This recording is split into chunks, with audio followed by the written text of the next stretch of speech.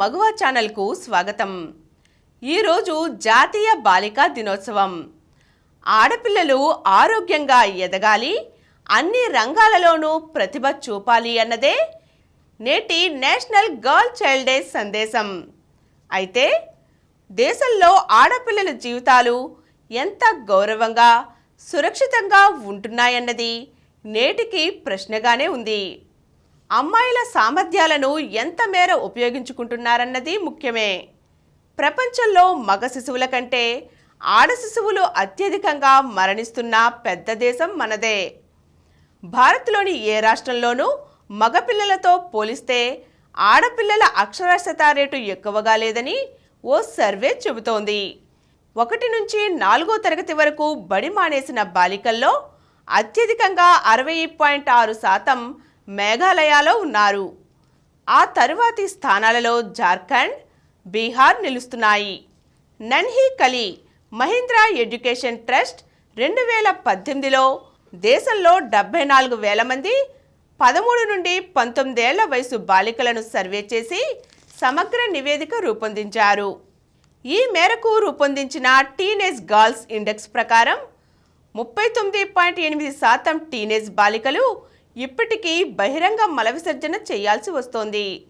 45.6% ఋతుక్రమం సమయంలో అపరిశుభ్రమైన వస్తువులను ఉపయోగిస్తున్నారు.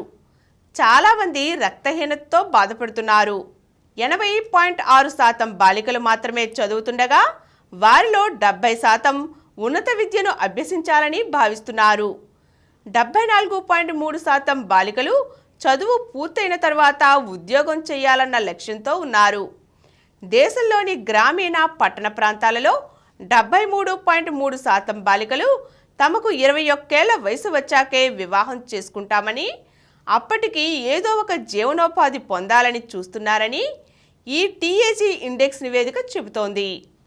అమ్మాయిల అభ్యున్నతి కోసం ప్రభుత్వాలు అనేక పథకాలు చేపడుతున్నాయి.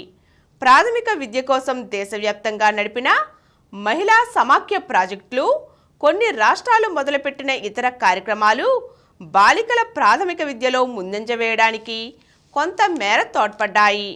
బాలికల లింగ నిష్పత్తిని పెంచడానికి, వారి అభివృద్ధి కోసం కేంద్రం బేటీ బచావో బేటీ పడావో, బాలికా సమృద్ధి యోజన, CBSE ఉడాన్ వంటి పథకాలను ప్రారంభించింది.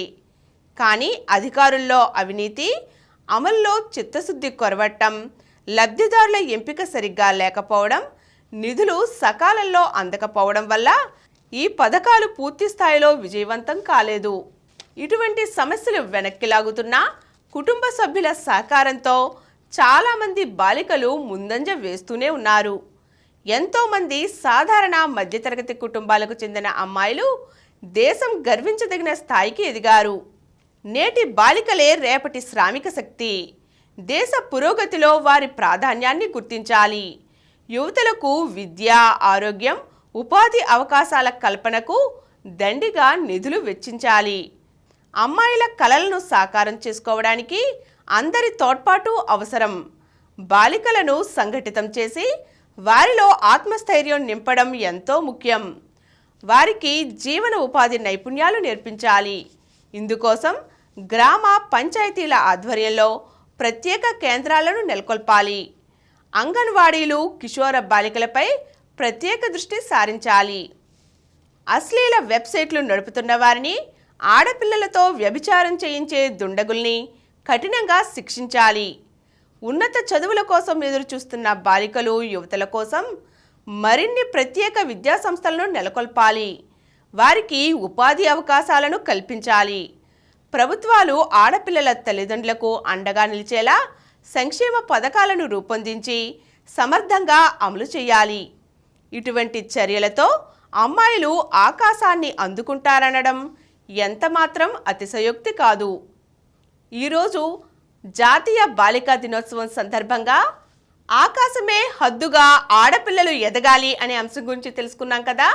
మరో చక్కని అంశంతో మళ్ళీ కలుద్దాం.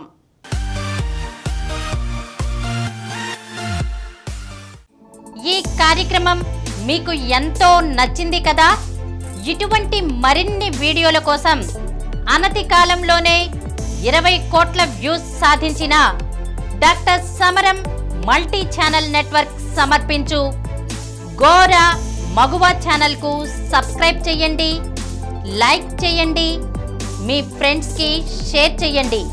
అలాగే ప్రక్కనున్న గంట సింబల్ని ప్రెస్ చేయడం మర్చిపోకండి. Please download Samaram multi-channel app and watch your favorite channels from your mobile. App available on Google Play Store and subscribe to the channels.